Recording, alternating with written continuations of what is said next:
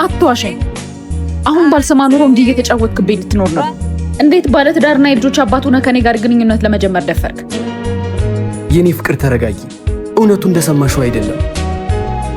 እና እንዴት ነው? ያው እንደተባለው ባለትዳርና የልጆች አባት ነኝ። ነገር ግን አንቺን ካገኘሁሽ በኋላ የተሰማኝ የፍቅር ስሜት ምን ያክል የተሳሳተ ትዳር ውስጥ እንደነበርኩ ነው። እየቀለድክብኝ ነው? እና ቅምጥ ሆኜ እንድኖር ነው የፈለከው? እንደሱ አይደለም እኮ ያልኩት። ነገሮችን እስከምናስተካክል ነው እንጂ እሷን ፈትቼ አንቺን አግብቼ እድሜ ልኬን በደስታ መኖር ነው የኔ ሐሳብ።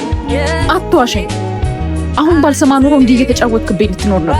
የኔ ልዩ እንደሷ አትበይ። አንቺን ማጣት ስላስፈራኝ ነው ያልነገርኩሽ። ምን አለ ቀድሜ ባወቅኳት ያስባልሽኝ ልዩ ሴት ነሽ። ለነገሩ የተሻልኩኝ ባያገኘ ኖሮ ከኔ ጋር ፍቅር አይጀምርም ነበር። ከሚስቴ በላይ ትረጅኛለሽ፣ ትሰሚኛለሽ። ትዳሬ አንቺ ነው። ቀድሜ ባውቅሽ ኖሮ አይኔን ሳላሽ የማገባሽ ሴት ነሽ። ባለትዳር መሆንን ሳውቅ በጣም ነው የከፋኝ። አንድ ሳምንት ስጭኝ የኔ ፍቅር። 80ን ቀድጄ ድል ባለ ሰርግ አገባሽና እንደ ልዕልት ነኝ ማኖርሽ። ብዙ ባለትዳር የሆኑ ወንዶች በትዳራቸው ደስተኛ አለመሆናቸውና አንቺ የተለየሽ ሴት እንደሆንሽ በመንገርና ጆሮሽ መስማት የሚፈልገውን ቃላት እየመረጡ በማውራት የብዙ ሴቶችን ሕይወት ሲያበላሹ ይስተዋላሉ። እውነታው ግን አንቺን ብሎ ትዳሩን የበተነ ወንድ ሌላዋን ብሎ አንቺን ስላለመፍታቱ ምንም ዋስትና የለሽምና ከባለትዳር ወንድ ራቂ። ከባለትዳር ወንድ ጋር ግንኙነት መጀመርሽ በይሁንታ የማታልፊው መዘዝ ይዞብሽ ነው የሚመጣው።